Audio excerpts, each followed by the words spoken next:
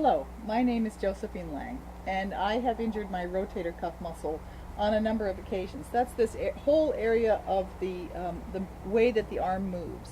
And what can happen is you can wind up with little tiny tears or sometimes a big tear. Now, of course, always consult with your physician for any kind of problems with the body. But in the cases of minor rotator cuffs, injuries which I've had myself, I've been able to heal them on my own quite well, and it's been really nice. So the most common cause of a rotator cuff injury is either getting up off of a chair and using your arms to help push yourself up. You want to really have strong leg muscles for that sort of thing. That's what we want to get up out of a chair with, leaning forward and using our leg muscles. Another common cause for a rotator cuff is the traditional woman who has the big purse in the back seat, and she reaches back and she lifts up that heavy purse, and that can cause it too. So you have to be very careful. This is a delicate part of our body.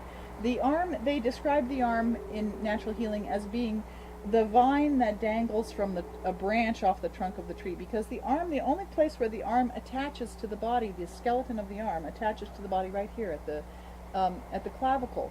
So the clavicle the clavicle bone is attached to the sternum and the rib cage, and then it comes over here, and this whole scapula and everything is free floating on top of the rib cage.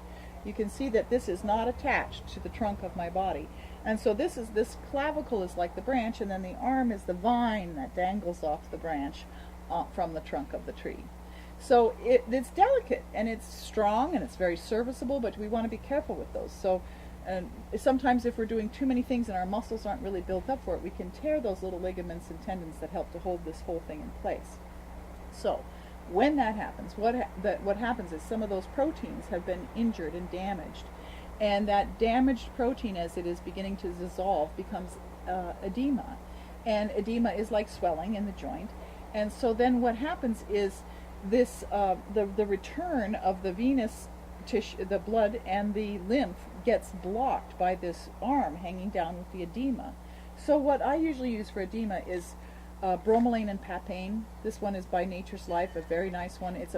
These are called proteolytic enzymes. Another one you can use is wob enzyme.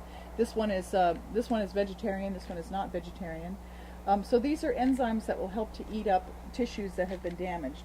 Another one that I really like is Vitalzyme. So any one of those proteolytic enzymes are really great for healing from injury.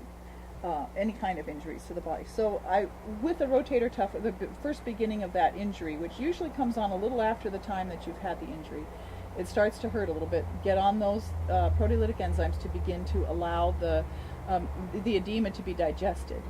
And then what you're going to want to do is you're going to want to support that arm. So let's say I had the injury on this arm here.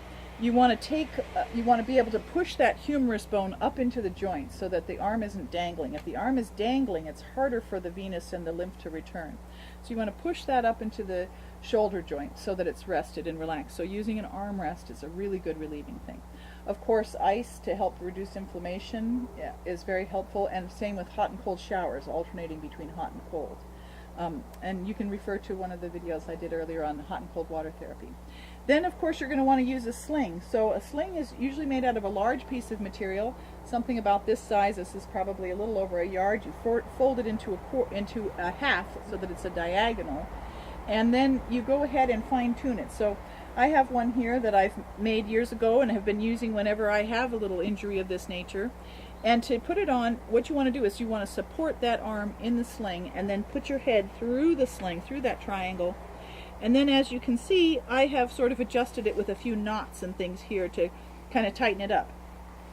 And you get it just right, and then that helps to hold that humerus up into the shoulder joint. Sometimes you may need a little pad to increase the elevation in the joint there to hold that bone up, and that makes it much more comfortable. And then as well, you'll find at night when you're in bed, if you can just search around in this area very gently and search for little sore spots. As well, I'll have my pillow and I will elevate this arm to, the injured arm on another pillow to help keep it more comfortable, because it's the hanging down that really interferes with the return of the blood and the lymph, which increases the pain.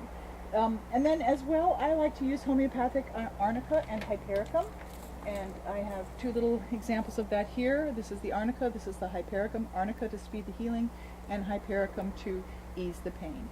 And so I hope that these little tips have been helpful for you in healing your rotator cuff and giving that little massage to look for little sore spots at night in bed just before falling asleep, and then gently rubbing them until they are not so sore anymore. That will help to kind of ease the muscle contractions that happen around an injury like that. So I hope that this has been helpful to you, and if you get a chance, check out my website. It's www.stepintomagic.com. Thank you so very much for listening. Happy healing.